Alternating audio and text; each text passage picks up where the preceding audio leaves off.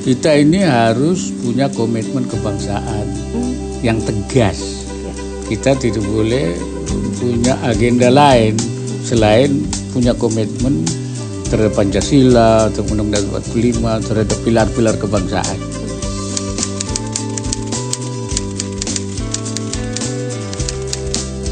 Kita sebagai bangsa harus satu. Perbedaan boleh kita diskusikan, boleh kita dialogkan, tapi bukan hal yang menyangkut soal kebangsaan dan kenegaraan, bukan soal dasar negara, bukan soal NKRI, itu sudah final.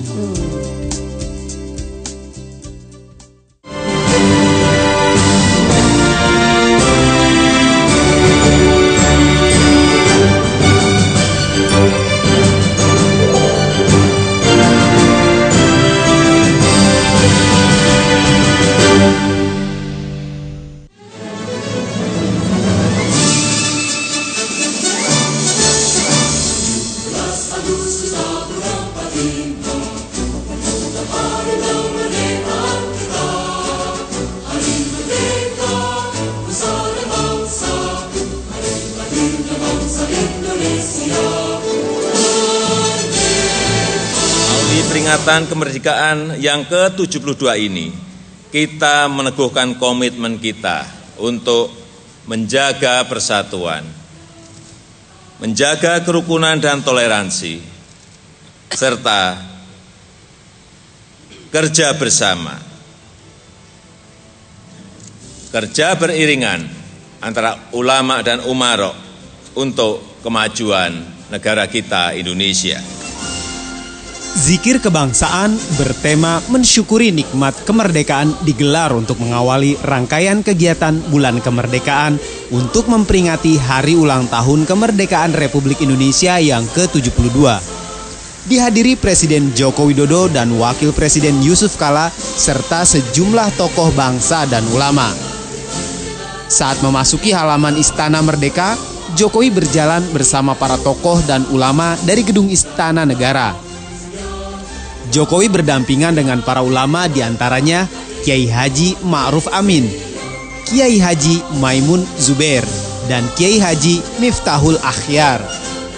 Acara ini juga dihadiri Menko Polhukam Wiranto, Menteri Agama Lukman Hakim Saifuddin, Panglima TNI Jenderal Gatot Nurmantio, Kapolri Jenderal Tito Karnavian, serta Sekretaris Kabinet Pramono Anung. Ribuan jamaah dari sejumlah pondok pesantren tak hanya dari Pulau Jawa, tapi seluruh Indonesia juga tampak memadati kawasan Istana Merdeka dengan tujuan yang sama, zikir dan doa bersama untuk memohon keselamatan bangsa.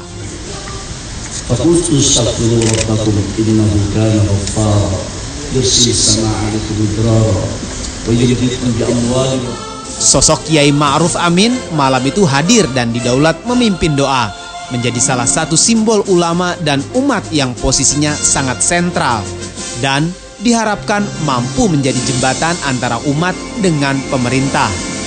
Dalam kesempatan itu, Ma'ruf Amin yang juga Ketua Majelis Ulama Indonesia mengajak para jamaah yang hadir pada zikir kebangsaan untuk memanjatkan doa bersama. Doa bersama untuk mengetuk pintu langit agar mendapatkan berkah dan rahmat Allah Subhanahu wa Ta'ala.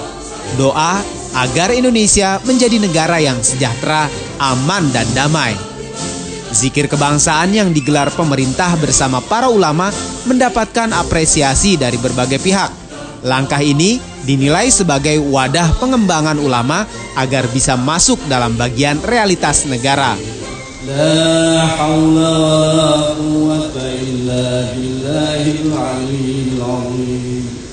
La haula wa la quwwata illa billahil aliyyil azim.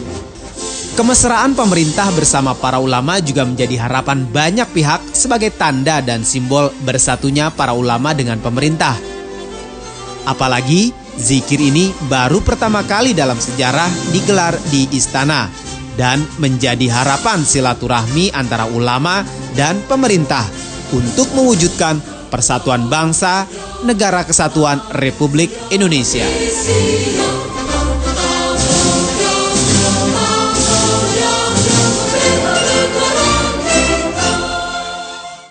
Assalamualaikum Pak Kiai. Waalaikumsalam warahmatullahi wabarakatuh.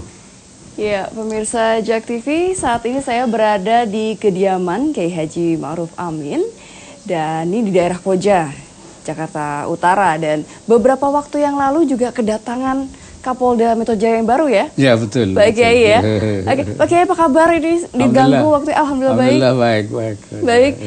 Kemarin waktu Kapolda Metro Jaya ke sini ada pembicaraan apa sih sebenarnya? Apakah ada pesan-pesan yang disampaikan juga Pak Kiai kepada Kapolda yang baru bertugas? Oh, tidak, hanya silaturahim dan mohon doanya, mohon dukungannya. Karena sebagai Kapolda yang baru dia akan memikul tanggung jawab cukup berat di ibu kota. Karena itu beliau menyambangi, mendatangi orang tua-tua lah. Saya termasuk yang dianggap perlu didatangi itu. Didatangi begitu ya. Kayak ini kan bisa dianggap sebagai tokoh sentral begitu. Dan kalau dilihat aktivitasnya juga sempat bertemu beberapa kali dengan Presiden Jokowi, tampaknya semakin akrab ini. Bisa dikatakan seperti itu? Ya, kebetulan saja. Kebetulan ada beberapa hal yang memang perlu saya bincangkan dengan beliau untuk kepentingan bangsa dan negara. Ada keprihatinan apa yang Pak Kiai sampaikan gitu terkait dengan kondisi situasi bangsa dan negara saat ini? Kita sebenarnya ingin menjaga negara ini jangan sampai ada kesalahpahaman di dalam masyarakat. Karena itu ketika ada gerakan-gerakan yang bisa menimbulkan terjadinya konflik, maka kita cegah. Saya bicara di pers, bicara di koran, supaya tidak ada lagi hal-hal yang bisa menimbulkan konflik itu. Dan kita punya kewajiban menjaga keutuhan bangsa dan negara. Betul. Maka terakhir itu kan kami bentuk semacam satu majelis zikir Hubbul Watan, ya, artinya cinta tanah air. Cinta tanah air. Dan terakhir kan tanggal 1 Agustus kita mulai zikir kebangsaan di Istana Negara atas permintaan Presiden juga dan didatangi oleh ulama-ulama seluruh Indonesia untuk mendoakan negara ini supaya negara ini aman, tentram, bisa menjadi bangsa yang sejahtera, aman dan damai, bisa menjadi negara yang istilah kita itu baldatun thayyibatun wa rabbun ghafur, artinya negara yang subur, makmur dan memperoleh ampunan dari Allah Subhanahu wa taala. Amin. Ya, kira-kira begitu. Seperti itu ya, Kiai Iya. ya.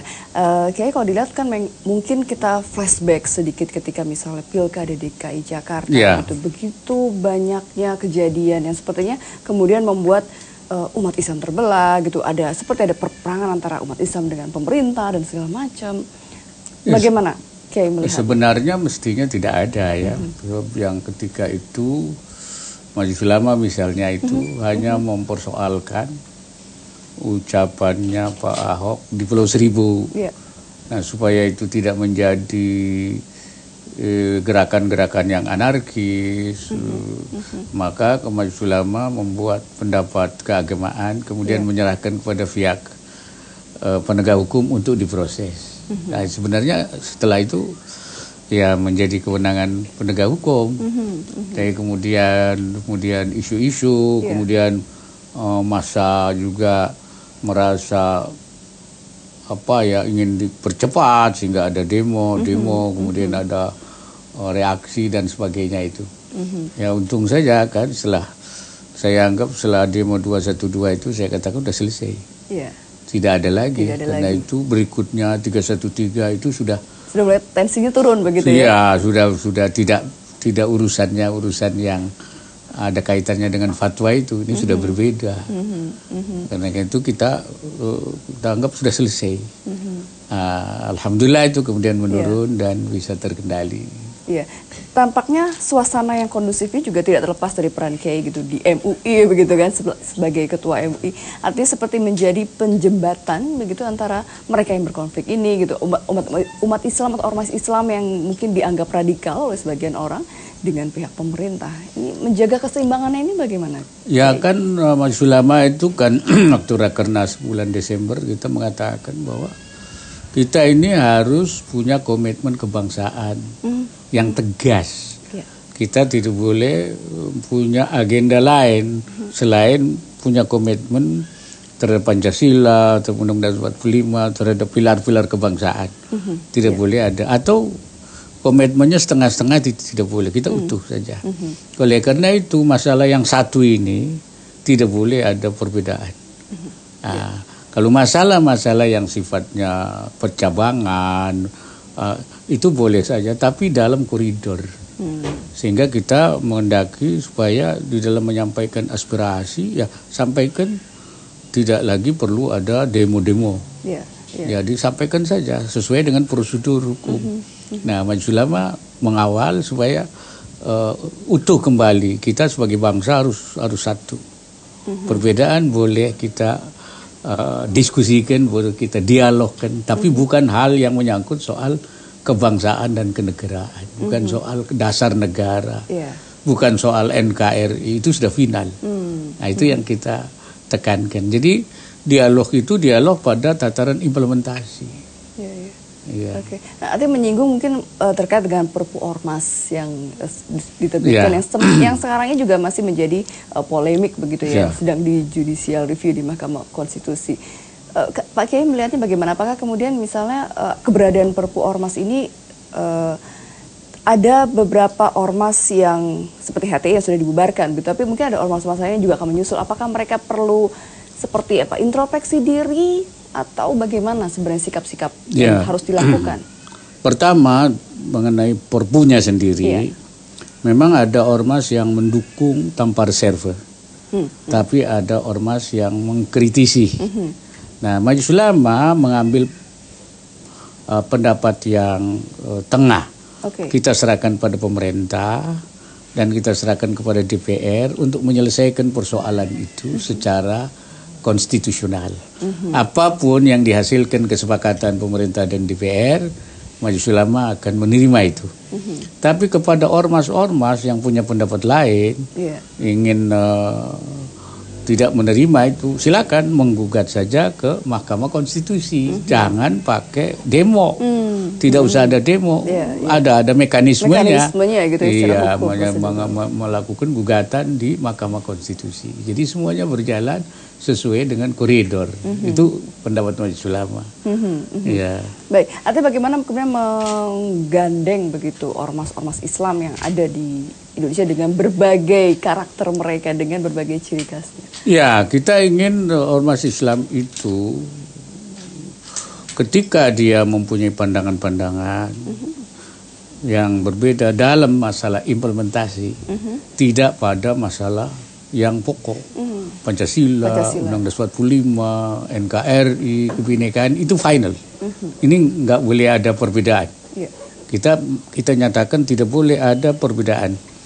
Dan kalau ormas tidak punya komitmen seperti itu, dia harus tidak boleh ikut Majelis Ulama Indonesia. Itu prinsipnya, sikapnya. Nah, tapi dalam soal yang berbeda boleh saja dalam soal implementasi, tapi disalurkan pendapat itu dengan cara-cara yang sesuai dengan mekanisme demokrasi yang diatur di dalam kehidupan berbangsa ini. Silakan.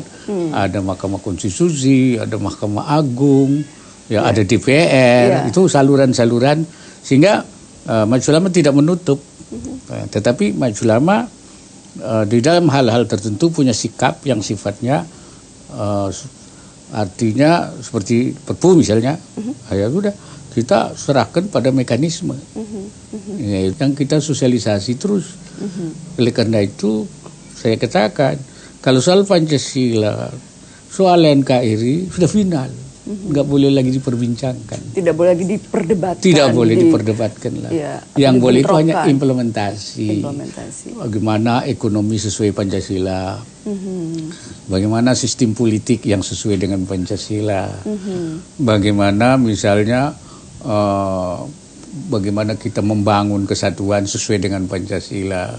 Merespon kemanusiaan sesuai Pancasila. Nah, itu kan implementasi. Nah, itu boleh kita perbincangkan seperti apa. Seperti apa ya. Oke, baik ya, kita akan lanjutkan kembali perbincangannya. Pemirsa jangan kemana-mana, tokoh kita akan kembali usai jeda pariwara berikut.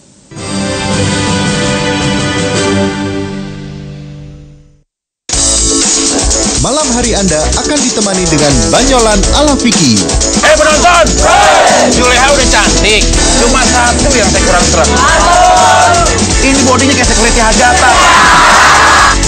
Dan bidadari cantik. Wallaby kangaroo, what do you play with? Ya, kangaroo is my friend. Bikinisasi setiap Senin sampai Jumat pukul 21.30 hanya di JAK TV. Melihat Amerika dengan kacamata Indonesia. Mengangkat berbagai berita seru dari negeri Paman Sam.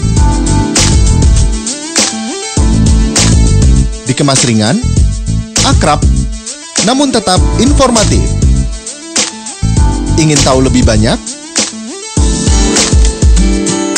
Saksikan hanya di VOA Pop News.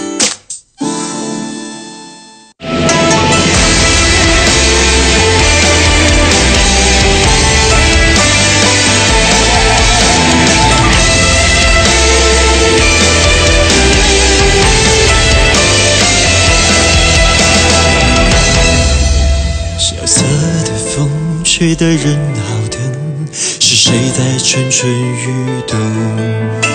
漫长的夜，飘摇的灯笼，是谁在把光？ Yang terkini seputar gaya hidup,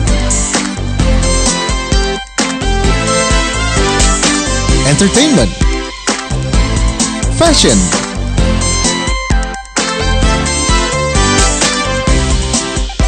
musik, dan lain-lain.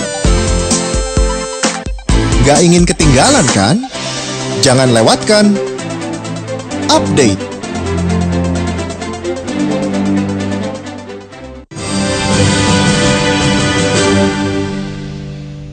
Ya, kembali bersama kami dalam Tokoh Kita dan saya masih bersama dengan Kiai Haji Ma'ruf Amin.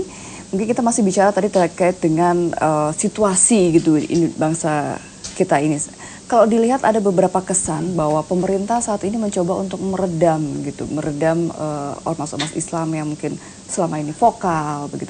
Apakah benar seperti itu atau bagaimana kalau Kiai melihat? Kalau saya melihatnya pemerintah itu perlu mengambil langkah untuk menghentikan kegiatan ormas yang memang tidak punya komitmen utuh terhadap Pancasila atau disebut anti Pancasila. Anti Pancasila. Nah, karena memang HTI itu walaupun dia mengatakan setia pada Pancasila tapi dia mengusung sistem pemerintahan yang lain yaitu khilafah. Karena khilafah itu kan sistem pemerintahan. Saya kira pantas kemudian kalau pemerintah mengambil langkah menghentikan, membubarkan itu. Supaya tidak ada lagi ormas-ormas yang kemudian dia itu memang tidak komitmen terhadap Pancasila. Terhadap ormas-ormas yang lain, saya kira pemerintah juga tentu ingin tidak ada lagi ormas yang seperti HTI. Saya pikir itu wajar, tetapi sebaiknya kalau tidak jelas anti Pancasila, sebaiknya dilakukan pembinaan. Supaya dia bisa memiliki komitmen yang utuh dan bersama-sama dengan elemen bangsa yang lain komitmen terhadap Pancasila, Undang-Undang Dasar 45 dan pilar-pilar kebangsaan yang lain. Kecuali dia memang tidak bisa, itu lain masalah. Jadi pemerintah saya kira punya hak untuk menjaga bangsa dan negara ini dari setiap apa yang bisa menimbulkan gangguan. Tetapi pemerintah juga harus juga selektif. Jangan sampai misalnya Perpu itu digunakan untuk menghantam kiri kanan. Ada otoriter. Ya, ada otoriter. Jangan sampai masa lalu. itu. Iya, jangan sampai hal-hal seperti itu terulang. Jadi jangan sampai Perpu itu digunakan untuk alat untuk memukul kiri kanan. Tapi untuk menjaga bangsa dan negara, mengendalikan situasi dan tidak memberikan peluang terhadap yang memang punya itikat yang tidak baik. Saya kira itu. Oke, ada juga yang berpendapat bahwa pemerintah ini seperti sedikit terlambat ketika misalnya mereka yang radikal, mereka yang vokal ini sudah terlalu kuat begitu di grassroots-nya. Bisa juga dikatakan terlambat, bisa juga karena memang pemerintah memberi waktu, barangkali punya kesadaran untuk berubah. Jadi ya proses bisa obat, juga, bisa juga terlambat memang. Tetapi saya kira sudah saatnya memang sekarang. Kalau sekarang ditunda itu akan berbahaya. Karena itu saat ini saat tepat untuk mengambil langkah tindakan sehingga kemungkinan terjadinya bahaya lebih besar sudah bisa diantisipasi, ditanggulangi. Kalau kemarin mungkin bisa dianggap terlalu cepat. So ada orang wah ini terlalu cepat, tidak memberi kesempatan. Ini pun juga sudah dianggap pemerintah tidak memberikan hak jawab dan sebagainya. Walaupun ada yang mengatakan ini terlambat. Menurut saya mungkin tepat ya. Setelah memberikan waktu yang cukup, momennya, kemudian pemerintah mengambil langkah. Nah, kalau memang tidak sekarang, memang bisa dikatakan terlambat. Gitu. Baik, nah terkait juga dengan pemikiran-pemikiran ekstrim dan radikal, begitu bagaimana sih Kiai melihatnya? Apakah saat ini tampak seperti sulit untuk dibendung, apalagi dengan informasi yang begitu mudah didapatkan dari sosial media misalnya? Ya, radikalisme itu kan dari cara berpikir. Yang berpikir intoleran, tidak toleran. Jadi ada kelompok yang menganggap kelompoknya saja yang paling benar, yang lain itu salah gitu. Sesat, bahkan kafir. Nah, ini kelompok yang seperti ini yang kurang toleran. Kemudian berpikirnya sangat tekstual. Jadi kalau tidak ada teknasnya, Quran, hadisnya, itu dianggap menyimpang.